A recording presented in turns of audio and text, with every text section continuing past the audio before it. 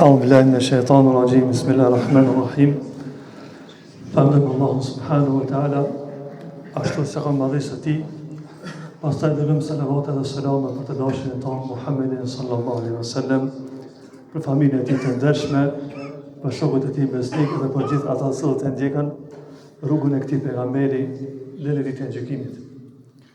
Dhe të dashur, vetë se kemi kaluar gjysmën e muajit Ramazanit, besimtarit në përgjithësi, e në veçanti në Ramazan, du të llogaritë vetën. Qa kemi bo me në këti mujt? Qa kemi arrit? A kam qeni regull namazën e taravive? A kam qeni regull namazët me xhamat? Sa kam qeni regull dhikën e mëngjesit, dhikën e mbrëmjes? Sa kam qeni regull leximin e Kur'anit gjatë Ramazanit? E kështu me radhë. Muslimon du të bëjë llogari vetën. E sidomos Ramazan. Pse sidomos Ramazan? Nga se ditët e Ramazanit janë shumë të kufizume, shumë letë mundi me llogarit vetën. Me po, për ditën parë, Ramazanit dhe ditën e sotë çka kum bo. Edhe çka muna me bo pas kësajna. Për ta arsye, dhe të dashur, llogaritja al-muhasebe në gjuhën arabe, Allah e ka përmend në Kur'an, edhe pejgamberi sallallahu alajhi wasallam e ka përmend në hadithe. Kështu që është një çështje, një kërkesë sheriatike. Zoti kërkon nga ne që ne me llogarit veten. A keni vërtet tregtari i mirë me bu mos me bë hesabin e dyqanit, hesabin e biznesit që duhet, fund muajit ka hub. Kështu edhe në raport me Zotin, besimtar duhet me llogarit veten.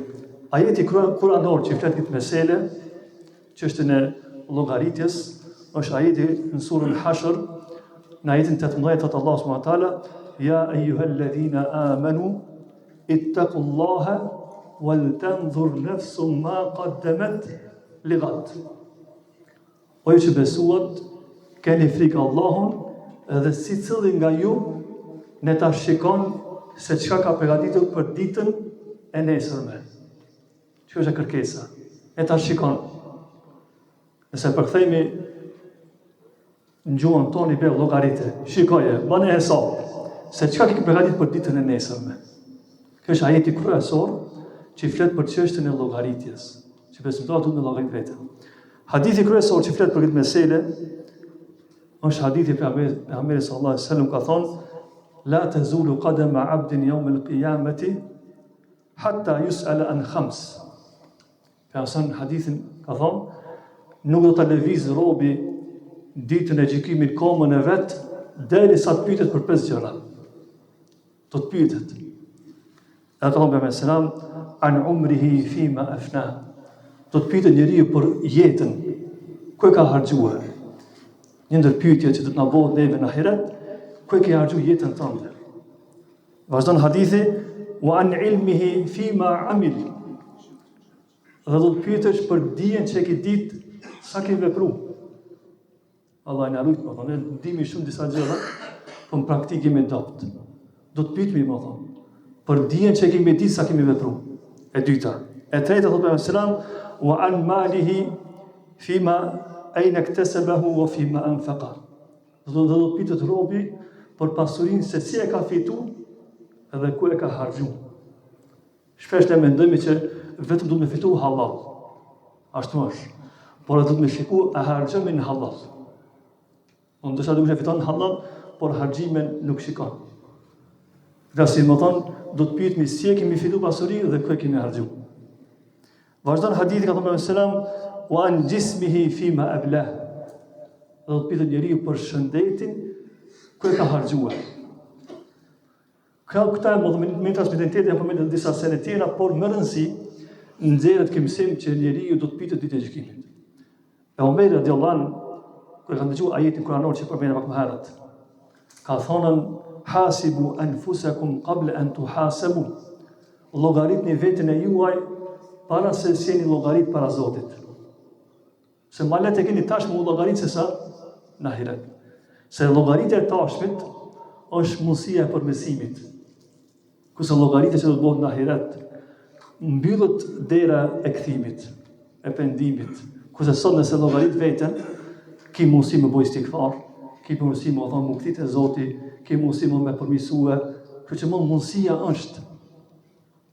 Dhe desha një gjë tjetër në përmend që është shumë e rëndësishme të dashur, thonë dietarët, llogaritja i ka dy dobi të mëdha.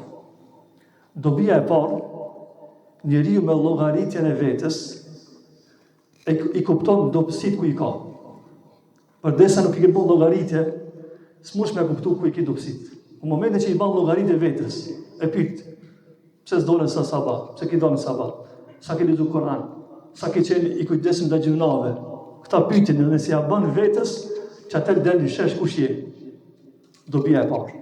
Dhe dobia e dytë që është shumë e rëndësishme, ka thonë dietarët, njeriu që bën llogaritë vetes, angazhohet me veten, edhe nuk ka ku më marrë me tjerët. Që smuja jona kjo. Ne ndoshta ja bëna mohabetin e këtë dunjos, hoxhallarëve, xhamatlive, kanë vajën në gabimet, por nuk kemi gjendje në atë vetes gabimet. Çfarë do kjo? Se nuk angazhohemi me veten. E kjo është një ndër dobit më kryesore. Njeriu që llogarit veten, ai nuk ka kohë shumë më me tjerët. Fillim Ibn Kaimi ka një fjalë shumë fjalë rëndë. Por realiteti ashtu është. Thotë Ibn Kaimi me një fjalë, prej shenjave që një rob është prej të lumturve ditën e gjykimit, është shenja nëse mirët me veten.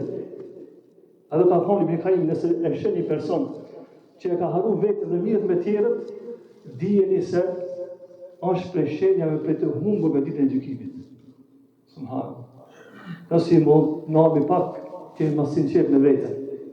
Ta kontrollojmë, të shikojmë gabimet e tona, ta shikojmë kemi prapë edhe një 12 ditë Ramazanit. Çka më bëu diçka, më shfryzu këtë ditë. Nëse llogarit vetë do ta shohë që me në Zotit të kuptosh dobësitë tua, do të kuptosh ato anët pozitive tuaja, që të mundon të vazhdosh në rrugën e drejtë aty ku duhet. Allah na mëson gjithë neve përgatitemi ta llogaritmi veten me qëllim për të thënë këtë fjalë, që është përna vetë 10 net të fundit Ramazanit dhe janë 10 net e veçume.